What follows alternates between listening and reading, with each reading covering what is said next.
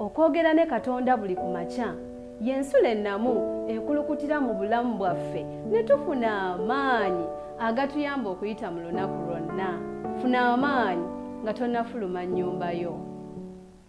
Yeebazibwe Katonda waffe kubanga n'olwaleero obukedde nga tuli balamu. Nsanyuse bwe nkitegedde nti waliwo antunuulira ku mpewo za 3ABN TV ate era mu puroguramu yaffe eno ensula ey'enkya bwe tusensinkanira Katonda, we twogerera ku Katonda waffe ne tuzzibwamu amaanyi nga tetunnaba kugenda kubaako kye tukola. Wasuze otya mwannyinaze? Wasuze otya eyo muganda wange? Mukama yeebale kubukeesa ng'oli mulamu. Ebikusoomooza biyinza obutabula. Oyinza n'okuba wasuze okaaba. Ebikumazeemu amaanyi bingi. Owulira nga ne leero ayagala okugamba nti oba wejjewo. Oyagala kwewakatwa. Oyinza n'okuba oyagala kwetuga ate n'omugwa walusuze ogubuze. Oyinza n'okuba oyagala kukola ekitali kya bulijjo. Kubanga olwaleero wabadde weewadde ssalessale nti singa bigaana ne bukya nga bigaana ojja kwejjawo. Njagala okutegeeza nti wakyali essuubi. Tosooka kwetuga, tosooka kwejjawo. Katonda muweeyo omukisa omulala akole mu bulamu obwo. Nze omuweereza w'enjiri ya Kristo Isaac Walugembe okuva mu kkanisa y'Abadvent aba Seventh Day e Manyangwa mu Gayaza District. Mukama mpadde omukisa n'olwaleero twongere okwogera ku bulungi bwe n'ekisa by'alina gye tuli. Katuyimbe ffenna oluyimba olwa namba 39 tulabe emikisa gya Katonda. Ngukulisaayo mu kutendereza.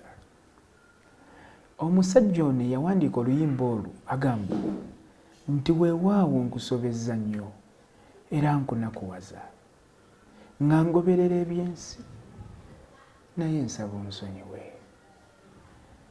Oyinza okuba nga naawe owulira nga atakyasobola kusonyiikika naye Katonda mwetegefu okusonyiwa.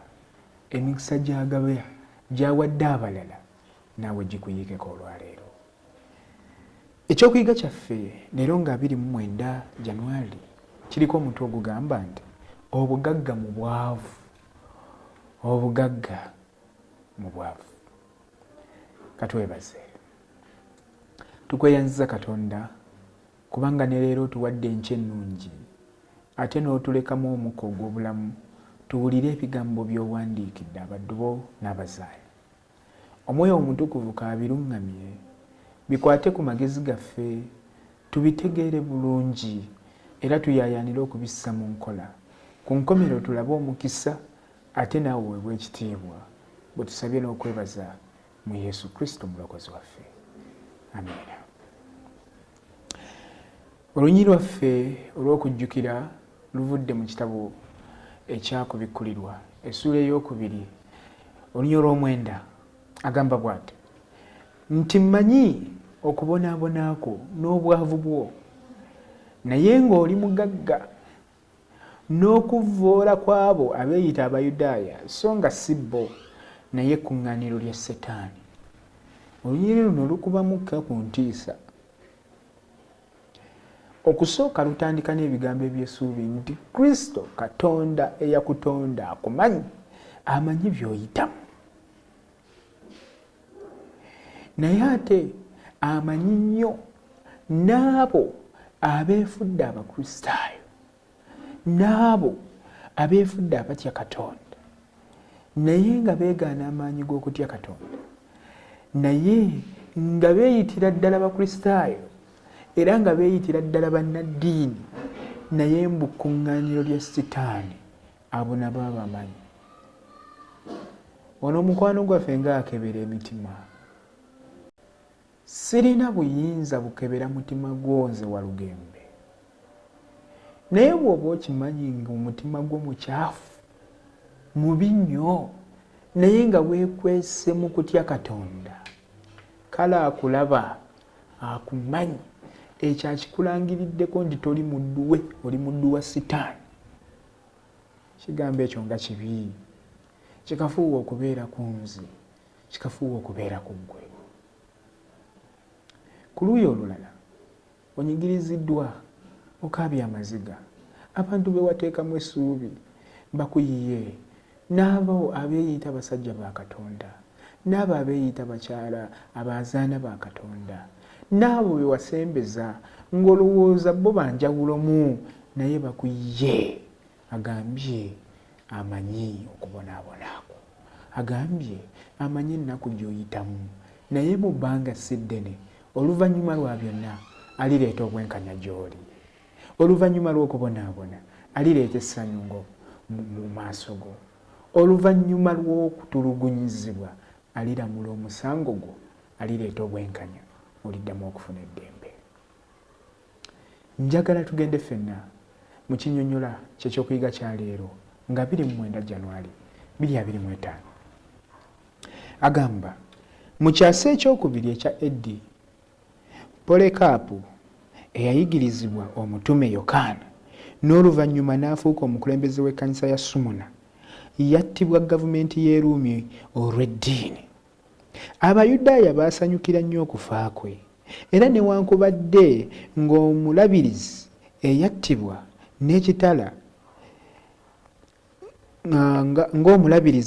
n'ekitala baafuba nnyo okulaba ng'omubiri gwe gwokebwa okufuuka evvu. Bano baali beeyita Bayudaaya naye nga si bo. Bano baalina omwoyo gwe gumu n'ogwabo abatta Suteefano nga baweerera abantu okumuvunaana n'okuvoola. Emboozi ya Suteefano ojja gisanga mu kitabo kya bikolwa by'abatume essuula ey'omukaaga 11 ogende otuuke ku lw'13. Lwogera bulungi. Waliwo abantu abaasanyukira okufa kwa Polekaapu eyali omulabirizi w'ekkanisa eyattibwa gavumenti y'e Ruumi, naye mu baasanyuka mwalimu Abayudaaya nga beeyita Bayudaaya naye nga mazima amatuufu tebaali Bayudaaya, baali bambega mu kkanisa. Nga tonnaba kufuluma kkanisa wa Luganda,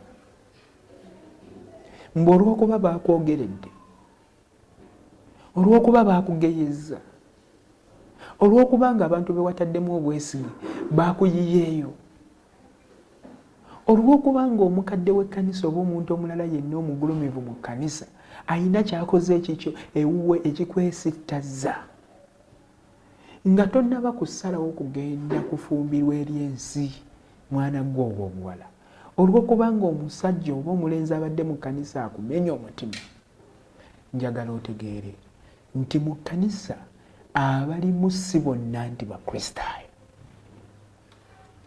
Okumanya abasajja baali bakambwe, omulambo gwa Polekaapu ne baagala n'okugwokya bawulire nga bamatidde. Bano Bayibuli eraze nti be bamu ku beetaba mu kutta Suteefano. Waliwo abantu abali mu kkanisa naye ng'ekigendererwa kyabwe kubuzaabuza abantu ba Katonda na kulaba nga basaanawo nga basuulawo okukkiriza kwabwe. Wano we nkuyitira okutunuulira Kristo ng'omukulu w'okukkiriza kwo. Togeza n'otunuulira ekitali Katonda. Togeza n'otunuulira omuntu yenna, kubanga omuntu yenna asobola okweyiwayo. Bw'oyingira mu kkanisa n'otunuulira abantu oyinza okusemba, kubanga abantu bayiwa, abantu bakola ebitali Katonda by'ayagala.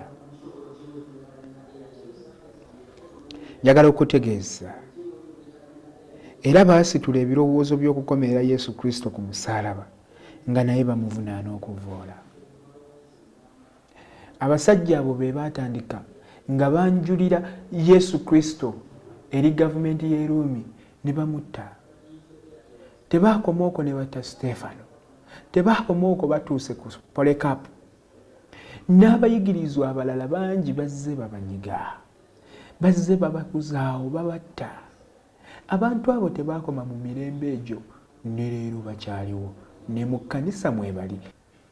Wano nno waliwo akabiga.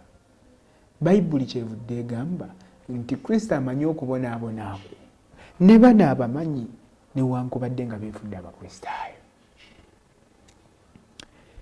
Wabula Yesu omusazi w'emisango omutuukirivu nga Zabbuli bw'ayogera mu ssuula ey'ensanvu mu ssuula ey'omusanvu olunyolo 11, oyo kitaawe gwe yawa okusala omusango gwonna. Bw'osoma mu Yokaana essuula ey'okutaano olunyolo 22 olaba nga Kristo yaweebwa obuyinza okusala omusango gwonna. Oyo alaba omuntu yenna ky'atayinza kulaba, oyo yeekenneenya omutima. Mu lunyiriri olw'olwaleero Kristo yalaga nga Abayudaaya ab'ebicupuli be baali abavoozi olw'okuwaayiriza kwabwe eri abatalina musango. Baali beegasse ku mulabe wa Kristo, Setaani. Ebyawandiikibwa gwe byayogerako nti aloopa baganda baffe, eyasuulibwa abaloopa mu maaso ga Katonda waffe emisana n'ekiro. Bayibuli bw'eyogera mu kitabo kya Kulikuli essuula y'e12 olunyolo 10. Kristo alabe emitima gy'abantu. Mwannyinaze, Kristo akulaba. Muganda wange, Kristo yeekenneenya omutima gwo. Naye Bayibuli egambye nti ye yaweebwa obuyinza okusala omusango gwonna ogw'amazima. Bw'obanga ddala oli mukristaayo ddala ekyakimanyi era mwetegefu okulwanirira okusitula essuubi lyo, okukwata ku mukono, okubeera awamu naawe, okukaaba awamu naawe, okusanyuka awamu naawe, mu kunyigirizibwa kwonna, mu mirembe ne mu nnaku, ajja kubeera awamu naawe kubanga alaba okukkiriza ko nga kwa ddala. Kristo alaba okukkiriza okuli genuine era ayimirira n'abo abamukkiririza mu mwoyo ne mu mazima. Likewise, alaba n'omutima ogujjuddeko. Akumanyi mukazi gwe nga mu kkanisa mw'oli naye nga wajja kutabula baluganda. Akumanyi musajja gwe ng'oli wankwe, yadde ebituuti obiyimiriddeko, yadde oyambadde amasuuti g'obukadde, yadde olabise ng'oli musumba, naye akimanyi ng'ekyakuleeta mu kkanisa eno tekwali kukkiriza Kristo kwe yakubuulira oba enjiri gye wawulira, naye wajja nga mbega okuttattana n'okuwabya n'okusuula abantu ba Katonda ng'oli mubaka wa Sitaani mu kkanisa. Ekyakimanyi. Naye agambye, Bayibuli egambye nti oyo asala omusango ogw'amazima olunaku lugenda kukya, ebyo by'okola mu lwattu ne mu nkukutu bigenda kumanyibwa, oliramulwa era buli mumu ku ffe waakuweebwa ng'ebikolwa bwe biri. Njagala okugamba zikusanze gwe yeefudde ky'otali. Zikusanze musajja gwe, zikusanze mukazi gwe ng'oli mbega wa Sitaani mu kkanisa eno. Zikusanze nga gwe wasindikibwa okutaganjula n'okubuzaawo emirembe mu bantu ba Katonda. Abantu ba Katonda bava gye bavudde nga bayingidde ekkanisa eno, nga balina essuubi, nga balina essanyu, nga balaba enjawulo, naye mukazi gwe, musajja gwe ne weekiika mu kkubo lyabwe, ne bakaaba amaziga, ne bejjusa, ne bagamba kale singa twasigala gye twali. Ovumaganyiza erinnya lya Mukama. Naye ffe abaana b'abantu tuyinza obutakumanya, naye Kristo ababe abamanyi. Olunaku lulikya lwali byanika byonna kubanga ye alondoola abimanyi n'abiteeka mu maaso go n'akunenya. Zabbuli essuula eya2 essuula eya 5 olunnyo lwa 2 essuula ya 5 olunnyo lwa 21 wagambira nti wabikola n'ensirika n'olowooza nga twenkanankanira ddala naawe. Bayibuli kyeyogera, naye agamba nti ndikunenya ne mbireeta mu maaso go ensi n'ebiraba. Ensi n'ebiraba. Ebyo byonna wabikola. Katonda akebera mitima ali akimanyi. Nga gwe mu kkanisa toliimu lwa mirembe. Wajja kumenyawo maka g'abantu. Oli mwana wa buwala. Oli mu advent, weeyita mu advent. Weeyita mu kristaayo. Weeyita atya Katonda. Naye ng'ekyakuyingiza mu kkanisa kugenda nga weetega buli musajja w'abandi. Abakazi bakaaba mu kkanisa. Abasajja baabwe basudde obwesigwa lwa muwala gwe. Oli mu kkanisa muvubuka gwe ekyakuleeta kukwana buli kiramu. Tewajja kunyweza kukirizako. Mukasi gwe omukulu mu myaka naye ng'ekikuwangaziza mu kkanisa kukola lugambo oyogerera ono n'oli. Mukama abiraba. Naye agambye ajja kusasula buli muntu ng'empeera ye bw'eri. Ekkuŋŋaaniro ly'Abayudaaya lyakolebwa mu kusooka ng'entabiro enkulu ey'obulamu obw'Ekiyudaaya.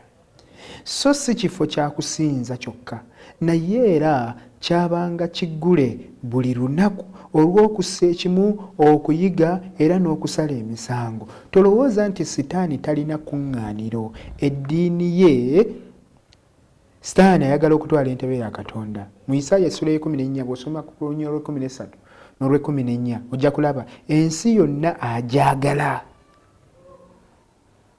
Sitaani ekigendererwa kye ayagala kuwamba buyinza bwa Katonda n'ensi yonna, era ne ku bikulu y'essula y'e13 bw'osoma olunyolo olw'okusatu n'olwokuna ayagala kuwamba nsi yonna, era ne Katonda yennyini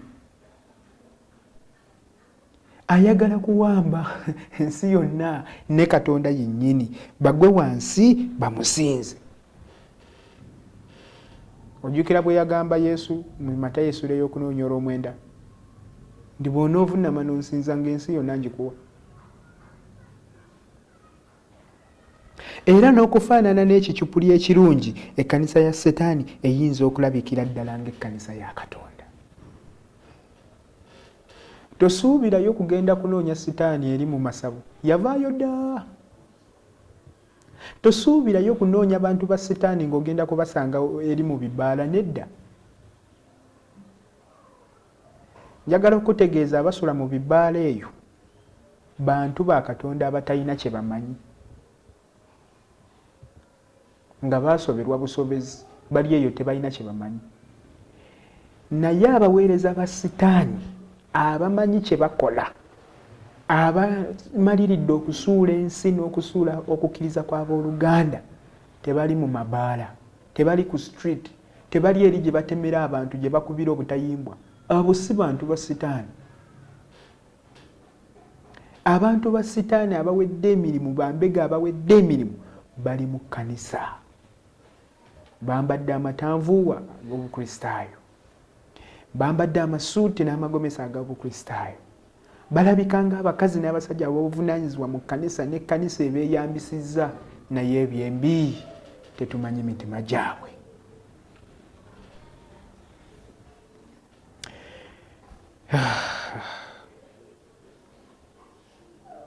Okwogera ku Stefano, omukristaayo eyasooka okuttibwa olw'eddiini, alaga ekkanisa eyayita mu kiseera eky'okutta abakristaayo olw'okukkiriza kwabwe. Wabula olwa Sumuna okubonaabona, Kristo kyava abayita abagagga. Okugezebwa kwabwe okugezebwa kwabwe okungi kwabongeranga bwongeza obwetaavu obwa Kristo okulabika mu bo. Olw'obwavu n'obutayagalibwa mu nsi, baafuuka bagagga mu kukkiriza ne mu bisuubizo eby'eggulu. Naye Kristo bwe yagamba nti balina omukisa abaavu mu mwoyo, kubanga obwakabaka obw'omu ggulu bwe bwabwe. Matayo essula y'okutaano bw'agamba bw'ati. Agamba nti newankubadde ng'ekkanisa yeetabudde, mulimu abantu abatatya Katonda naye nga beerembise mu kifaananyi eky'okutya Katonda. Waliyo abantu abatya Katonda ebyaddala. Okusaba kwange kuli nti mbeeremu abo. Okusaba kwange kuli nti obeeremu abo wa Luganda, obeere ng'otya Katonda ebyaddala. Ensi byekutimbyeko, ebitiibwa sitaani byakuwadde, n'obugagga bwakuteze mu maaso ng'omaliridde bwe kuba kusaanyawo kanisa, bwe kuba kusuula abakristaayo obasuule, naye ofune ebyensi. Njagala kutegeeza byonna mpewo. Agumiikiriza alituuka ku buwanguzi. Beera mwavu, ensi ke kuyita omwavu naye ng'onywezeza Katonda wo. Kaba kulangira obusiru naye tolyamu lukwe kanisa ya Katonda. Tobeera wankwe mu bantu ba Katonda. Nyweza okukkiriza kwo wa Luganda. Ensi ekulaba ng'oli mwavu naye mu bwavu, mu kutulugunyizibwa, mu kulabibwa ng'atalina makulu, olwa Kristo oli mugagga, kubanga teriyo kya bugagga kisinga Kristo kyategese eky'obulamu obutaggwaawo. Okusaba kwange kuli nti Yesu wadde nga tuyinza obutaba nakantu mu nsi eno, tukwebaza olw'okujjuza obulamu bwaffe ebisuubizo eby'omuyiika. Tuyinza obutaba ba bbeeyi mu nsi eno. Oyinza okuba mu nsi eno nga tovuze ku mmotoka gye wayagala. Oyinza okuba nga toyambadde diguli nga bwe walowooza. Oyinza okuba nga tofuuse mugagga, naye olw'okukkiriza Kristo oyinza okuba mu nsi eno ng'oli momboze. Naye waliwo obugagga obw'olubeerera Kristo bw'ategekedde abamwesiga. Tova mu kkanisa, tofuluma kkanisa, newankubadde ng'abakukaabiza amaziga, abakutuusizza ku ekyo ky'oliko, abakuleetedde enkovu etagenda kuvaawo nga babadde bakristaayo banno. Tova mu kkanisa, tunuulira Kristo onyweze eky'obugagga kye yasuubiza. Zikusanze gwaleetedde omukristaayo okwesittala. Zikusanze gwakaabiza omwana wa Katonda amaziga ng'okikoze kagenderere olw'okutaataganya n'okusaanyawo ekkanisa ya Katonda. Oli mbega wa sitaani naye Katonda akulaba. Mu bbanga si ddene oliweebwa ng'ebikolwa byo bwe biri. Mu Baluumi nga tweyongera okuyiga essuula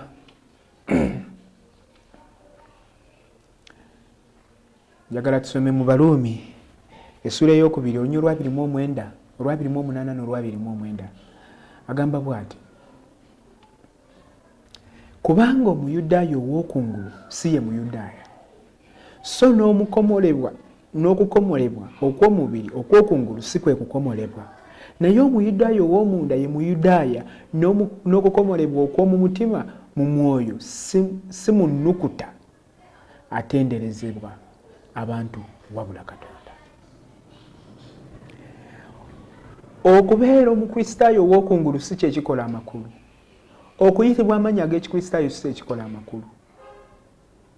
Naye obukristaayo obw'omunda, omutima ogutaliimuko, omutima ogujjudde okutendereza Katonda, Katonda akebera mitima. Beera mukristaayo mwesigwa. Oyinza okutubuzaabuza ffe abalabi, naye Katonda tojja mubuzaabuza kubanga ye amanyi ababe. Ebbaluwa y'Abakolinso ey'okubiri essuula ey'omunaana olunya olw'omusanvu agamba bw'ati. Olunya olw'omusanvu agamba bw'ati: naye nga bwe musukkirira mu byonna, mu kukkiriza ne mu kwogera ne mu kutegeera ne mu kufuba kwonna ne mu kwagala kwammwe eri ffe, era musukkirirenga ne mu kisa ekyo. Nga bwe musukkirira mu ngeri zonna, musukkirirenga mu kisa n'okwagala Katonda. Ekisembayo kiri mu Yakobo essuula ey'okubiri olunya olw'okutaano agamba bw'ati. Yakobo essuula yakubiri olunya olw'okutaano agamba bw'ati: muwulire baganda bange abaagalwa, Katonda teyalonda abalina obwavu bw'omu nsi okubeeranga n'obugagga obw'okukkiriza n'okusikira obwakabaka bwe yasuubiza abamwagala. Obanga ensi ekulabanga omugagga, oyinza obutasikira bwakabaka bwa Katonda. Obanga okukkiriza ko n'okwagala ko bituukirira lwansi kuweesa kitiibwa, ng'oyagala ensi ekulabe, toyina mukisa.